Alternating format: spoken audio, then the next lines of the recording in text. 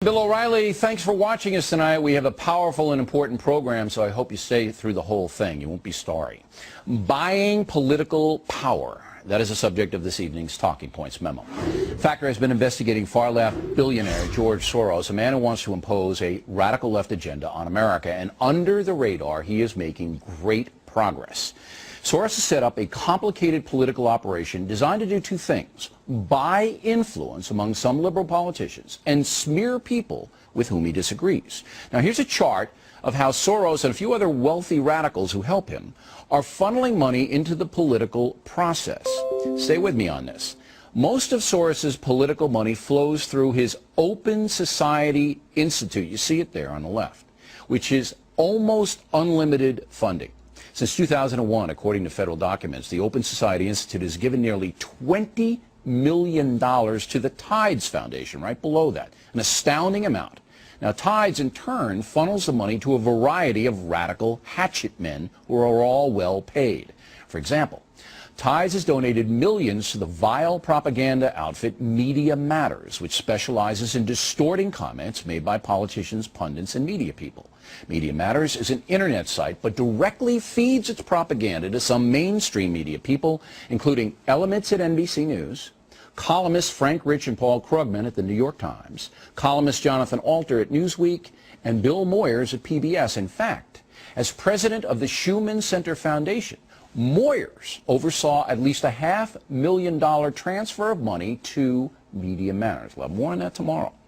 Now, George Soros is also pouring money into the Center for American Progress, run by former Clinton aide John Podesta, and the Democracy Alliance Group, both of which fund Media Matters as well. So you can see an enormous amount of money this Media Matters has control of.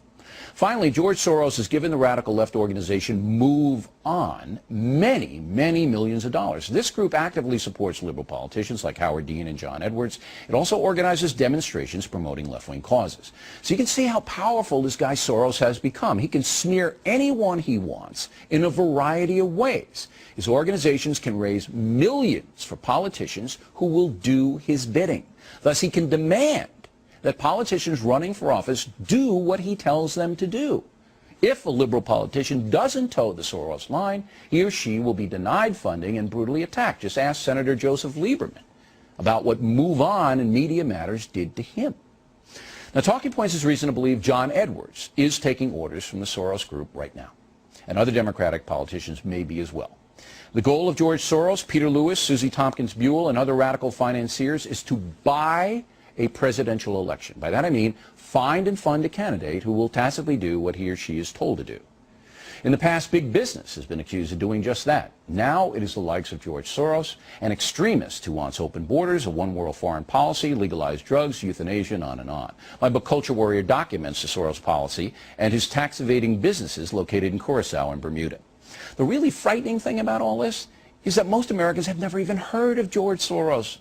This is off-the-chart dangerous, but completely legal under the McCain-Feingold Act. In the weeks to come, we'll have more on Soros and his operations, including naming more of the mainstream media that is actively helping him, which includes Rosie O'Donnell. And that is the memo. Now for the top story tonight, reaction to our investigation. Joining us now from Atlanta, Phil Kent, author of the book Foundations of Betrayal, How the Liberal Super-Rich Undermine America. And here in the studio, conservative radio talk show host Monica Crowley. Monica, begin with you. Did I leave anything out? No, I think you were right on. And you know what? This is an incredibly well-oiled, brilliantly orchestrated machine. And as you pointed out, it's also a brilliant way to get around the campaign finance laws in this country. You have one guy in George Soros. You had mentioned big business had been criticized for this stuff before. Here you've got all of this power in the hands of one guy because he's got $1 billion fortune where he can put his money wherever he wants. The problem is twofold. Number one, transparency.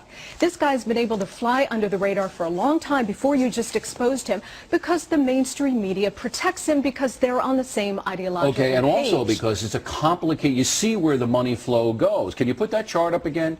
Because it goes through 3 or 4 places right before it gets to the intended source. Exactly, but you know, this is a web web, but it's not a particularly tangled web because, as you pointed out It's in clean. this chart, you can trace it back 2 or 3 organizations away from George Soros. He's not even making an attempt to keep his fingerprints off of this. And the other point too, Bill, is accountability. So you have transparency, okay, which he's trying to obfuscate with this kind of web, but also accountability. So he can finance websites like you mentioned, Media Matters, other organizations that will go out there and smear right-wing politicians, smear right-wing pundits and commentators and so on, and there's no accountability because it's floating out there on the web. But we live in a thing of freedom of speech. Now, Mr. Kent, you got to admire Soros for coming up with this organization. I mean, he's made billions by doing this in business, by being in Curacao and Bermuda and France, where he was convicted of a felony.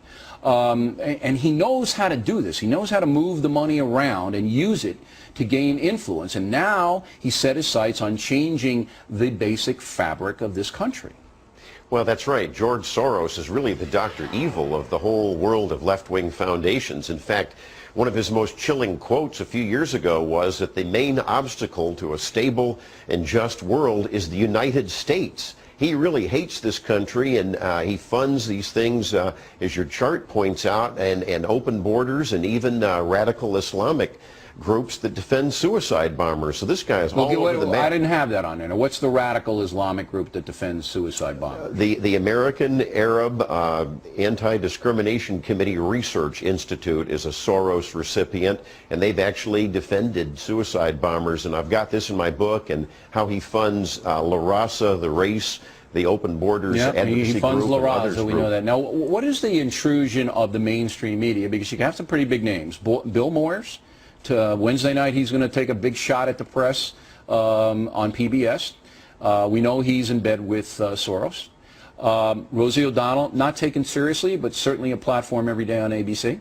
New York Times, 2 of their main columnists, Newsweek magazine, Jonathan Alter, and NBC News, where it's pitiful, but they have commentators that basically take exactly what Soros gives them and spit it out over the airwaves. That's a lot of power, is it not? It's a lot of power. Soros really does believe wealth controls culture, and he wants to really control the political scene in the United States and the media. And as your chart points out, it's very chilling, the groups that he is funding through the Open Society Institute. The assets alone of this private tax-exempt foundation, over $175 million. Wow. And as you point out, he loves the Tides Foundation, a big left-wing tax-exempt foundation. I didn't know it was that high right now. 175 million tax-free. Now, Monica, if you're like Lieberman and you're a moderate Democrat, Soros could put a big hurt on you fast. That's right. I mean, I mentioned right-wing commentators, right-wing politicians, but if you are a moderate, responsible Democrat who happens to take a different point of view than George Soros, you are just as much of a target. Now, we believe that John Edwards has forged some kind of a arrangement with Soros. I can't prove it beyond a reasonable doubt, but his actions are pretty much dictated by Move On. He's absolutely right in with those people. Have you seen that?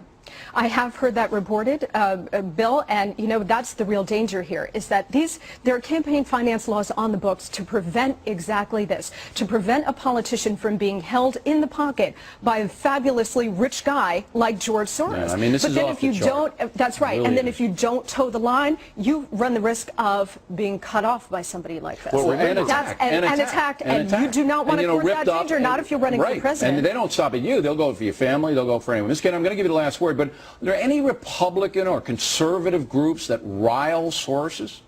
I tell you, the research that I compiled in my book, if you take the top 3 conservative tax-exempt foundations, they're totally dwarfed by Soros and the Radical Ford Foundation. It's probably 15 times more of the assets. Remember, MoveOn.org and Soros spent $5 million alone in anti-Bush ads in 2004. They have got clout. Yeah, it'll be 4 times.